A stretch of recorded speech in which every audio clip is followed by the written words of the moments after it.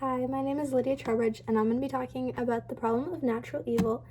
So the problem of natural evil, there are a few people who have talked about it a little bit.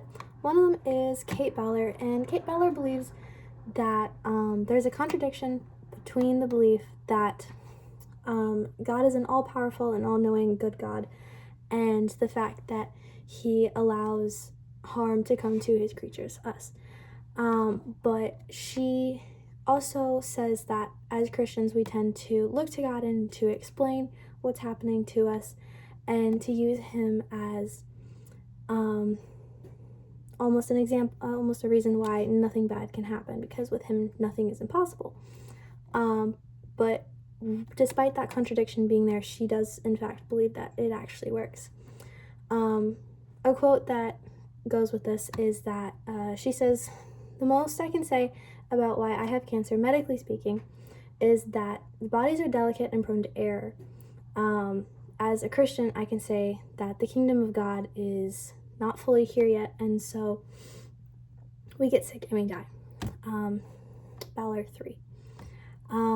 Another person that speaks on this is David Bentley Hart, and David Bentley Hart actually believes that suffering occurs to show us how life is without God.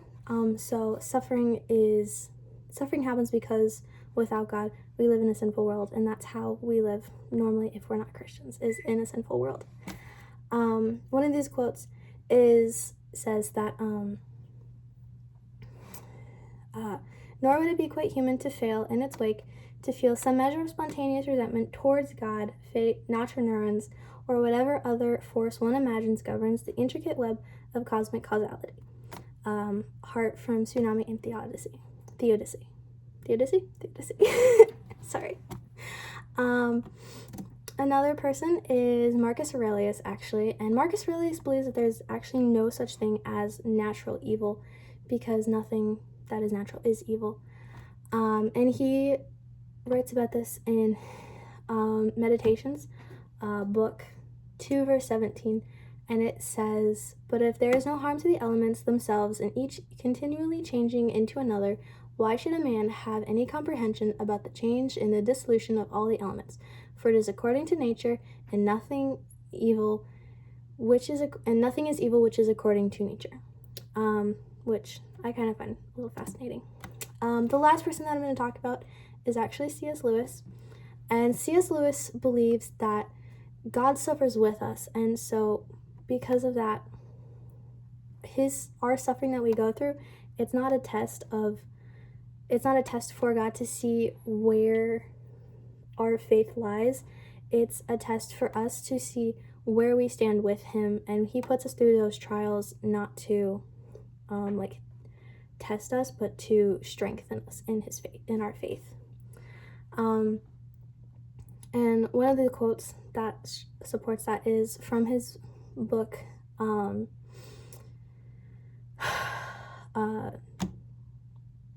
Grief Observed. Sorry. And it says, "God has not been trying an experiment on my faith or pain on my faith or love in order to find out their quality. He knew it already. It was I who did it."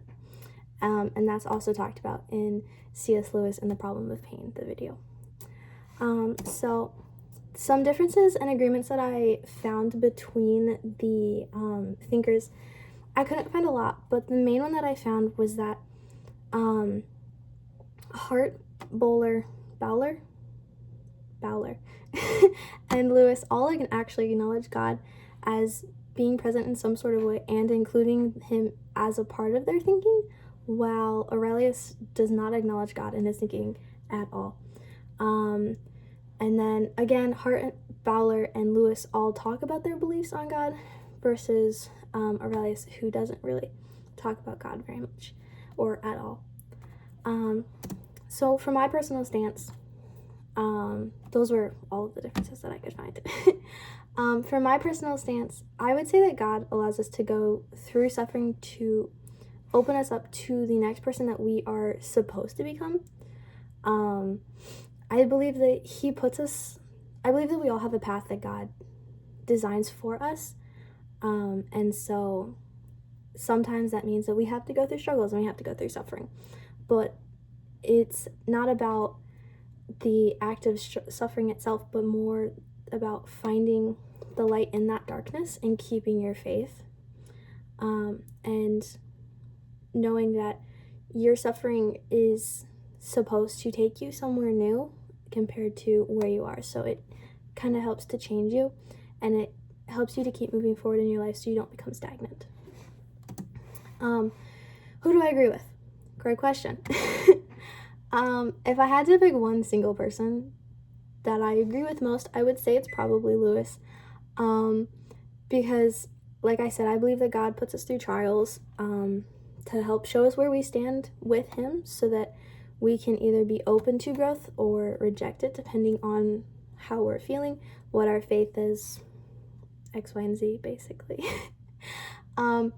But also, if I had to pick a second choice who I agreed with, I would probably say Balor.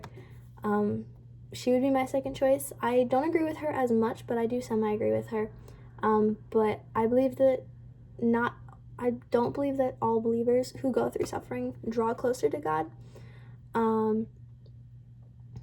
But because some, end up walking away. Who do I disagree with? Great question. I would probably disagree with Hart and I don't have it on here, so please ignore this fact. I would disagree with Hart the most, because I don't believe that God punishes us for not trusting in Him. The prospect of us going to hell if we don't believe in Him is already punishment enough. I don't believe that God would further punish us in this life just because we say, no, I don't actually want to.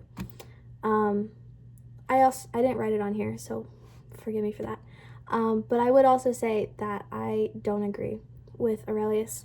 I do think that there are some things that are evil, like Satan, for instance. We're all born sinful, I believe, so we all have that sinful nature inside of us. But I do think that given the opportunity to become believers and to be saved, we are able to get rid of that immediate sinful nature and work towards no longer being just sinful and actually being saved and being able to be righteous in the eyes of God. But that is a little bit about what I think. I hope you enjoyed this video. I had a really fun time getting to explore all of these things. So thank you for watching.